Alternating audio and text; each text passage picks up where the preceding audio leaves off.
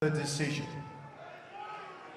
Judge John Basili scores the contest 116-112. Judge Katsuhiko Nakamura scores the contest 115-113. Judge Steve Weisfeld scores the contest 116-112. Ladies and gentlemen, we have a unanimous points decision victory.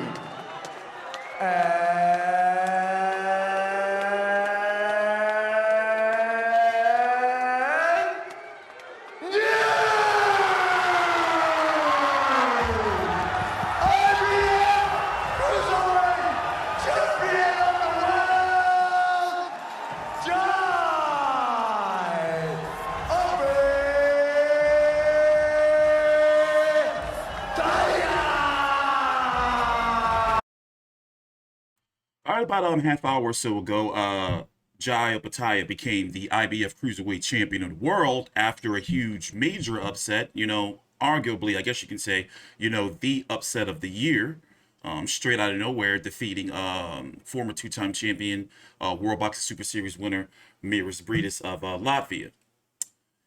A lot has happened. It's being said that Jai has broken his jaw in 2 different places, according to the Ringside Doctor, posted by Ben Damon. Ringside Doctor believes Opetaia suffered a bilateral mandibular fracture, basically broken jaw, on both sides. Likely in round number 2 and 11 will clearly need surgery. Mairis Briedis did go visit Opetaia in the locker room.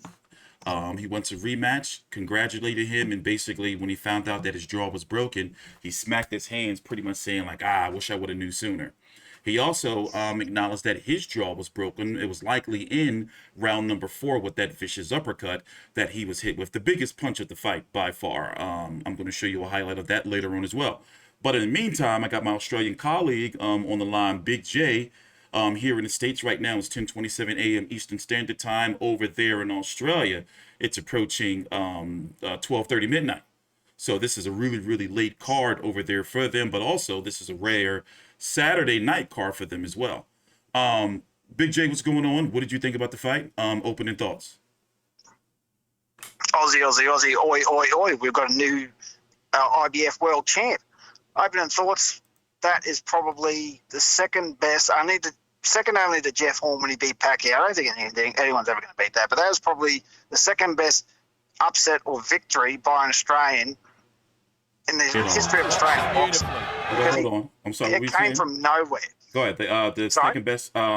Second best what? Second best victory in Australian boxing history. Easy. The only one that would top it was when Jeff beat Pacquiao. You could throw Lionel Rose fighting Harada in there. George beating Lopez. Lopez wasn't established as Briedis is. Like Lopez was champion for like 3 seconds. Right? Okay, yeah, beat Loma, but you know, Opetaia had no world experience. Never fought a top 15 contender. You know, never fought anyone really besides a few Aussie guys. Right? And to come out of nowhere, I gave him very little chance of winning. What did I say, about 80-20 at best? Yeah. This is fantastic, but I'll get to the other things in a minute. But this is a fantastic, massive win, and the most legit. I wrote an article on the website, actually, fightview360.com. Go check it out, about the best Australian in each division. I actually put in Jai Opetaia instead of Danny Green, and I'm glad I did, because now he's just proved that he is the best cruiserweight that we've ever had.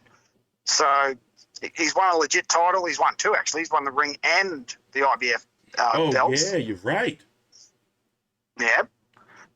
He's won 2 belts, so the ring and the IBF champion. And he did it in the most stunning fashion ever. He broke Briedis' nose in round 4. That uppercut completely changed the entire fight. Yeah, completely changed the entire fight. Yeah, and to have it. Sorry, go ahead. What? No, I said I showed the highlight. Yeah, and to go through that with getting his jaw busted twice and still persevering. And I thought those 11 and 12 rounds, round 11, I thought, oh, stay away from him. What are you going to do? You're going to get yourself knocked out. But he persevered, he got through it, and he won that, and that is going to go down in folklore of Australian boxing as one of the single greatest wins of all time. Mm-hmm. Easy. It just depends, the podium finishes are always the same. They just change positions depending on who you are. So, I was highly impressed with the skill set. Yeah, I was, because I said if he got past round 5 and didn't get knocked out, I'd be impressed. I'm way past impressed. This is just phenomenal. I mean, a little bit of history on him. He was Australia's youngest ever Olympian for a boxer. 16, he went to the 2012 Games. I didn't know how he went, but he went to the Games at 16 years old, won a couple of world amateur championships, so he's got a decent boxing pedigree behind him. So, but still, even from, jumping from local Aussie guys to the best cruiserweight in the world and beating him in that fashion, phenomenal. What can you say? Words can't describe. Yeah, fucking brilliant. He's now 22-0 with 17 KOs, 27 years old, southpaw. He went from fighting a guy, Daniel Russell, who was 7-2-2, to that was just a keep busy fight within 7 months. And this guy, Daniel Russell, was now 8-3-2 with 4 KOs. If you go look at the level of competition he was fighting, pretty much, he has some undefeated guys on his record, but pretty much what I'm saying is that was a big step up. And for those who had doubted Opetaia, can you really blame them? Because, you have to go by what you see in the ring. And what we've seen from him, was him dispatching and going the distance with lower level competition, even though he stopped the last 3 guys he was in the ring with before Briedis. But, for me, there was a big question mark around him. And now with a fight like this, he did answer a lot of questions. For example, I said in my previous video, my favorite punch of all time is the straight to the body. So he showed that from the very beginning. Southpaw, he has the skill, he has the boxing pedigree. He's got the toughness, as you can see. He's got his jaw broken on 2 different sides, and they said it was broken in round number 2, the first time, and he made it through. He's got the movement. And you see, even though he wasn't able to stop or drop Briedis, that he's got some crack in his punches. So there, already he's passed the test for me. But my concern is now that he's had his jaw broken, possibly, as they're saying, on 2 sides, that can change some fighters. Now, he does show some elusiveness and evasiveness in his movement, but psychologically going up to this type of level and now going from lower level competition to this type of level and getting his jaw broken, I'm wondering, how that's going to affect him going forward, because now we're looking at about, as you said, Big J, about an 8-month to a year, turnaround. I'll be surprised if we see him in the ring, no earlier than this time and maybe June or so next year, because he is a champion. And it's a shame that, for him to win, for him to, have to lose some momentum, because on the global scale, because this is global boxing news, but on the global scale, because he's going to fade away because he's got injured, Yeah, that's exactly right. That's exactly right. That's an absolute shame. Exactly. I mean, this will go global, but then again, it'll dissipate just as quickly because he won't be in the ring within the next 4 months. Yeah. He's lucky to be in the ring within the next 8. So, but he does leave himself wide open for that uppercut. And that's how he got his jaw busted. Yeah. So, yeah, I mean, I was speaking to a mate earlier today. He said, he leaves himself wide open for that uppercut, and Briedis capitalised it. Mm-hmm. Briedis, he leaned in with his face, and Briedis just went, okay, bang. Yeah. Smacked his jaw twice. So, but based on that performance, okay, so what do you think? Do you think the rematch will happen? I don't think it will, because I think Briedis won't. I don't think it will. Long. But that's a good place to start. Once again, guys, take your time out. Like the video. It really helps us out in the YouTube algorithm. As you can see, from now on, we're going to be covering all of IBF champion Jai Opetaia's fights, and of course, I cover the cruiserweight division and all the other boxing divisions as a whole. Anyway, but if you like our content, please drop a like. Subscribe. We have a podcast coming out very, very soon. A couple of weeks or so, a little bit behind. I was ill last week, and we're going to play this clip here from when Mairis Briedis came to the locker room of Opetaia at the end of the main event broadcast. He was here in the States on ESPN, surprisingly. But let me play this clip for you guys, and we'll go from there. Thanks for watching. Please subscribe. Obviously 5 years on from the day that Jeff Horn on the panel with us right now. There is a great moment between Mairis Briedis and very good sportsmanship. Well, they can't talk. I mean, there's a language barrier for the most part anyway, but there's always been great respect, I think, in the build-up to this fight. Thank you. Did you know that he'd broken his jaw in that second round? Second round? Yeah, he had a broken jaw. No, 12 round. I think in the 11th round. Second round, he had a broken jaw. Oh, shit, I don't know. Yeah, but I broke nose. He was focused on the nose. 1-1. Mairis, you've been in the big fights. Like, in terms of the fights you've had, how hard was that? How tough was it? This problem, I was sick, but for last 4 days, and this problem, for me is. But I like because I come back one more time. Yeah. Yes. We make rematch. I hope. Yeah. Yeah. Okay.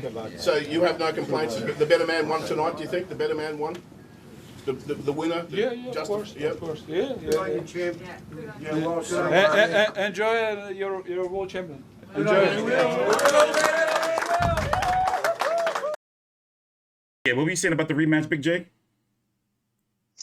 Yeah, I'd like to see the ring. I don't know. I mean, I think that Jai, he won that fight emphatically 8 rounds to 4. I agree with the 116, 112 cards. But if that doesn't happen for a year, Briedis is going to be 38. I don't know. I mean, and also Briedis was also flirting with the heavyweight division. Yeah. Exactly. And at his age, I'm guessing he's going to be trying to go after the big money because we haven't talked about it yet, and I'm not going to spend too much time on it. But I was really disgusted on how he was whoring himself out to try to get the Jake Paul fight. And a part of me really feels, and this is not taking anything away from Opetaia, but we have to be critical and we have to talk about it and look at all angles as we're Fight View 360. Did Briedis take Opetaia seriously? And I don't think he did. What'd you say? Because I don't think he did, because here's what he did when he was in the interview. I don't know if he played the clip or not, but they said, "How do you feel about the fight?" He goes, "Oh, I've been sick for the last few days." Bullshit, you were sick for the last few days. Yeah. You just got your ass kicked. Mm-hmm. Don't give me this. I peeped that shit. I peeped it. Yeah, it's like, fuck off, you were sick. You look perfectly fine. You look great at the weigh-in. You look fine in the ring. Sick my ass. You just got your ass kicked and you look for an excuse. So I hate it when boxers say that. Just say, look, I got my ass kicked and move on. It just seems as though, because this fight was supposed to happen so many times, what was it, about 2 different times? Yeah, Briedis got sick with COVID and then Jai had that rib injury. Got you. So this is the it got third time delayed around. twice. Okay, so... It was supposed to happen back in February. Got you. So my issue is this, and this was a red flag to me. It was like, all right, he really didn't want to fight, but, he wanted to hold on to his belt because it's a bargaining chip. And, of course, his promoters wanted him to hold on to that belt because it's a bargaining chip. He was flirting with Lawrence Okolie for a little bit. Lawrence Okolie, WBO champion, he's kind of frustrated with his team. And he's probably even more frustrated now watching this fight. I'm pretty sure he's watched it, or paying attention to it, and seeing that now Opetaia has this belt. Maybe that's a fight they can look forward to in the future. But also, he took this fight in Australia, as the champion. It just looked like to me like he was like, all right, let me go get this easy payday. Almost like it's a cherry pick going wrong. And he didn't put his full into it. That's what it looks like to me.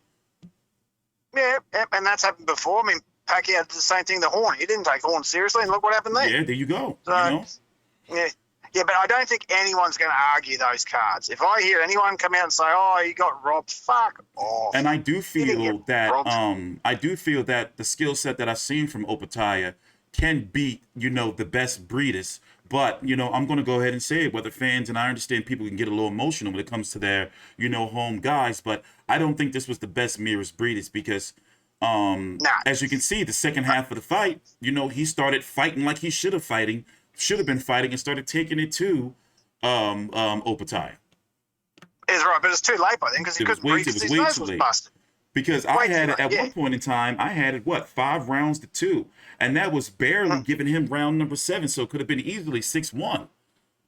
Yeah, but on my part. the best Briedis would have belted the Opetaia all over the park, but that's all right. Doesn't matter. Who gives a shit? He lost. So Opetaia's the champ. Who cares? Yeah. But I wanted to say, I did say that every time an IBF champ comes to Australia to defend their belt against an Aussie, they lost. That continued. Yeah. Well, there you go. And July 2nd is now any time an Australian fights for a title, it's on July 2nd because it's twice now. maybe George should wait until July 2nd next year to fight Haney again. Yeah. So So now, closing thoughts. I mean, we already, Opetaia is going to be out for a little while. He is. Do you think you could beat Okolie? I don't know nothing Honestly, about Okolie. no. I'm not going to say that, but it'll be a very interesting fight, and I'm not going to count Opetaia out. But from what I've seen, there's not too much of a difference in skill set. But one thing I like about Okolie is he seems to have a higher boxing IQ, and if he wants to, he has the ability to try to take away the work of Opetaia by making it dirty and fighting on the inside, tying him up. Lawrence Okolie is known for that. He's got like a Andre Wardish type of boxing IQ, right, where even if it's ugly, he can make it ugly to neutralize the skill set of Opetaia. I see. But he'll definitely beat that WBC bloke. That's easy done. Well, he can definitely beat WBC champion Younger Makabu. Urson Gulamarian, right now there's a big question mark around him, and the WBA champion Riyad Miri, he's nowhere to be found. I did a little search on him before the main event started. And pretty much the cruiserweight division, the main players right now are number 1, Lawrence Okolie, number 2, now Opetaia, depending on what Briedis is going to do, number 4, and then number 5, Makabu, and then you got that big question mark around Richard Riakpour and Chris Billam-Smith. And it's pretty much the cruiserweight division right now. I'd like to see Opetaia fight Gumillion because he beat those. I'm sorry, Opetaia fight who? The WBA champ, because he beat the 2 Aussies. He knocked out Kane Watson. He beat Bam Bam Flanagan. So okay, there you go. You're talking about Gulamarian. Yeah, Gumillion. That would be a good fight to have in Australia. Because we'll get revenge for the Australian and a unification bout. We've only ever had one Aussie in a unification bout. And Gulamarian hasn't fought since 2019. Oh, I would belt him then. After he recovers. I mean, the thing is, how's he going to recover from that jaw? Because that can really mess a boxer up. Yeah, that's worse than a broken nose. A broken nose is that's easy. A broken jaw, that messes you up. Yeah, he's gonna have to. He's not gonna be. It's gonna be because the psychological effects of it. I've heard about it from boxers before.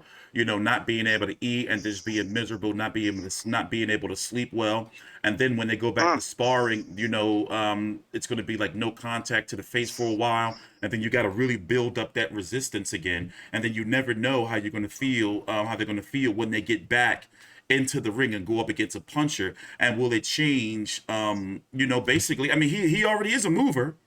We see that already. Well, basically, he's going to have to do what Ali did after Ken Norton busted his jaw. He's going to have to become a running kind of champion more than a battling kind of champion. And that's what I'm wondering, if that's going to make him a better fighter, more defensively sound, because they got to work on that shit, because you got it broken on 2 sides. Exactly. I mean, they said he's a sucker for that uppercut. I mean, as soon as he leaned his chin forward, bang. Yeah. Briedis cracked the shit out of him. Yeah. So, but, I mean, granite chin, but it just got busted both ways. So you ain't got no granite chin no more. Mm-hmm. But undercard, we got to mention the undercard. I was going to make sure, that's where I was going next, to make sure we talk about the undercard.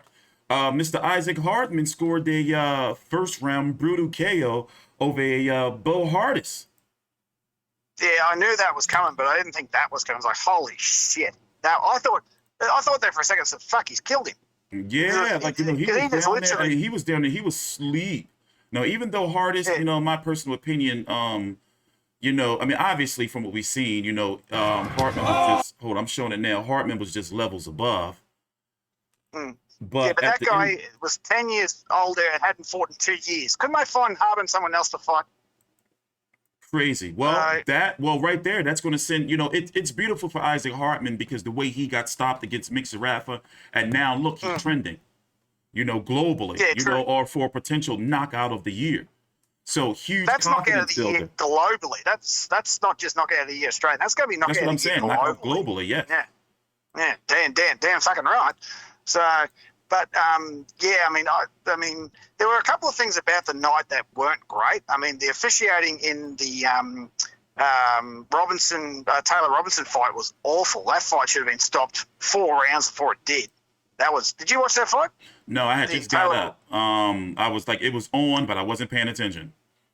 Well, that Venezuelan chick was as tough as nails because Taylor hit her with 50 friggin' punches, and the ref wouldn't stop it. That fight should have been stopped round 5. It was a complete beatdown. It was fucking terrible to watch. She's like, awful officiating. It should have been stopped. And what about let me see what's. And what about Camilleri versus Mozedier? Another disappointment. Camilleri lost an easy fight. They said it was the judging. It was a split decision loss. Bullshit. Joel clearly lost that fight. That should have been a UD. I can't remember what the score. I think the score, 2 judges had it 98-92 for old mate. I still can't get his name pronounced correctly. Yeah. And they gave 195-94 for Joel. Bullshit. It was 98-92 all day.